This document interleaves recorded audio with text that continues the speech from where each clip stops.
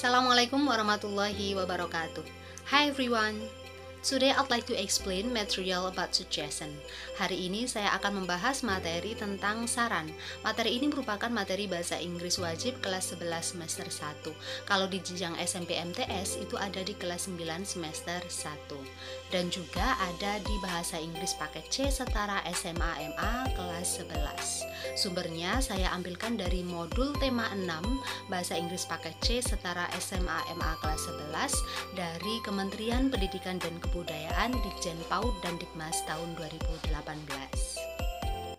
Generally, we use some terms and patterns to give suggestion such as.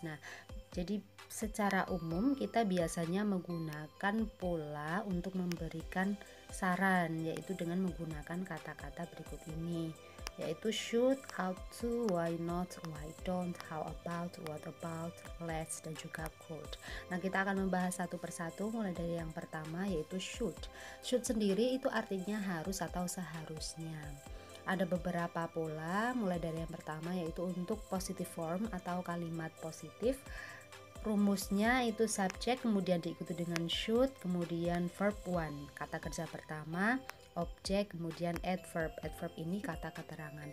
Nah, kata keterangan ini jika diperlukan saja, if it is necessary.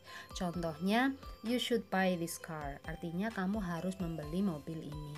Nah, di sini you posisi sebagai subjek, should sebagai should ya ini, kemudian buy ini kata kerja pertama, this car sebagai objek. Tidak pakai adverb atau keterangan tidak apa-apa. Kemudian untuk yang negative form atau kalimat negatifnya, rumusnya subjek diikuti dengan should not, bisa disingkat menjadi shouldn't, kemudian verb one, kata kerja pertama, objek, kemudian adverb. Adverbnya juga sama jika itu perlu saja.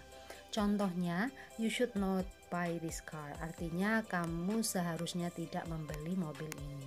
Posisinya sama ya, subjek, should not, kemudian buy ini kata kerja pertama, this car berarti objeknya.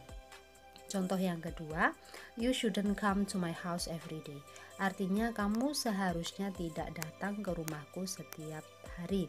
Nah, di sini you posisi sebagai subjek, kemudian shouldn't, ini sama dengan should not ya, sama dengan should not, cuma ini disingkat. Kemudian come itu kata kerja pertama, kemudian to my house every day, ini berarti adverb atau keterangannya. Jadi boleh pakai keterangan, boleh tidak. Selanjutnya untuk yang interrogative form atau kalimat tanya. Rumusnya should kemudian subjek diikuti dengan kata kerja pertama baru tanda tanya. Contohnya, should she come to the party?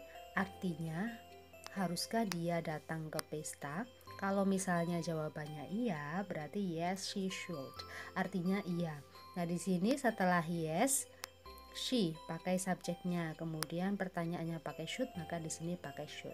Kemudian untuk jawaban no, no she shouldn't. No kemudian subjeknya she pakai she, kemudian should ditambah not menjadi shouldn't. Di sini should, kemudian subjeknya she, ini come merupakan kata kerja pertama. Kemudian untuk yang ought to. Ought to itu artinya juga sama dengan should, artinya seharusnya. Rumusnya untuk positive verb atau kalimat positif, subjek, kemudian ought to, verb one, objek, kemudian adverb, sama persis dengan should. Contohnya, you ought to have a picnic. Artinya kamu seharusnya piknik.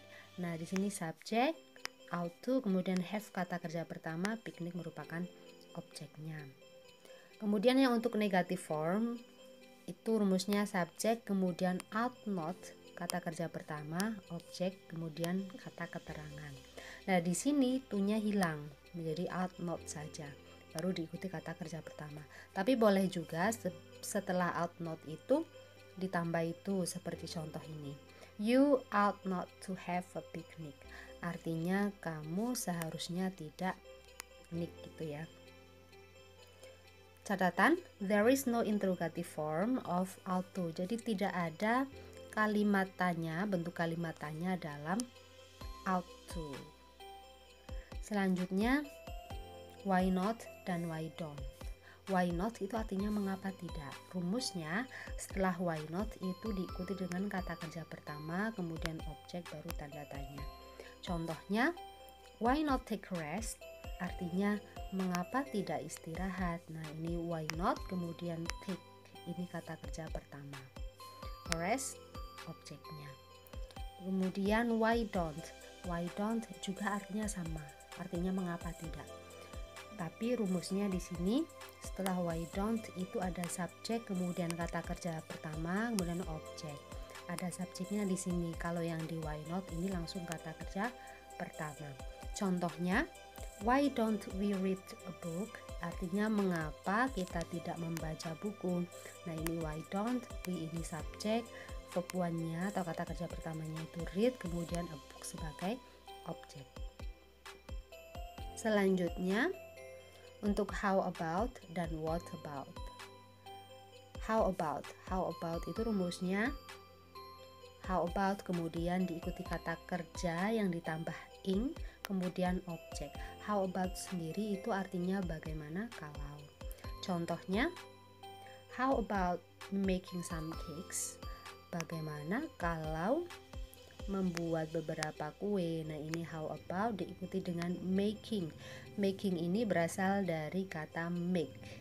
Kemudian dia berarti verb ing. Kemudian some cakes ini berarti objeknya. Selanjutnya what about. What about juga bisa diartikan bagaimana kalau. Rumusnya sama persis. Setelah what about, verb ing, kata kerja yang ditambah ing, kemudian objek. Contohnya, what about making some cakes? Sama ya, bagaimana kalau membuat beberapa kue. Ada catatan, how about and what about is considered have the same meaning. Jadi how about dan what about ini dianggap mempunyai arti yang sama. Selanjutnya, let's dan could. Let's itu artinya ayo kita. Rumusnya setelah let's itu diikuti dengan kata kerja, kemudian objek. Let's ini berasal dari kata let us, makanya artinya tadi ayo kita. Contohnya, let's take a rest, artinya ayo kita istirahat. Nah, let's ini diikuti kata kerja, kemudian objek. Kemudian could itu artinya bisa atau dapat. Rumusnya subjek, kemudian diikuti dengan could, diikuti kata kerja pertama, kemudian objek. Contohnya, we could go to Bromo, artinya kita bisa pergi ke Bromo. Misalnya ada yang tanya, untuk liburan besok kita harus kemana ya? Kemudian kita bisa memberikan saran dengan berkata we could go to Bromo, kita bisa pergi ke Bromo. Nah, di sini sudah saya berikan kesimpulannya. Kalau misalnya nanti ada soal, kemudian setelah should ini kata kerja pertama. Setelah should not juga kata kerja pertama. Kalau bentuknya interrogatif, setelah should subjek, kemudian kata kerja pertama. Kemudian yang kedua yang pakai ought to, setelah ought to kata kerja pertama, setelah ought not kata kerja pertama. Boleh tambah to, boleh tidak. Kemudian yang why not diikuti kata kerja pertama. Kalau why don't diikuti subjek dulu. Kemudian yang how about diikuti kata kerja ing. What about diikuti kata kerja ing. Kemudian let's diikuti kata kerja. Kemudian kalau yang could itu diikuti dengan kata kerja pertama. Itu kesimpulannya. Demikian penjelasan mengenai materi suggestion. Kalau ada yang kurang jelas atau ditanyakan bisa tuliskan di kolom komentar.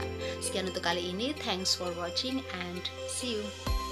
Assalamualaikum warahmatullahi wabarakatuh.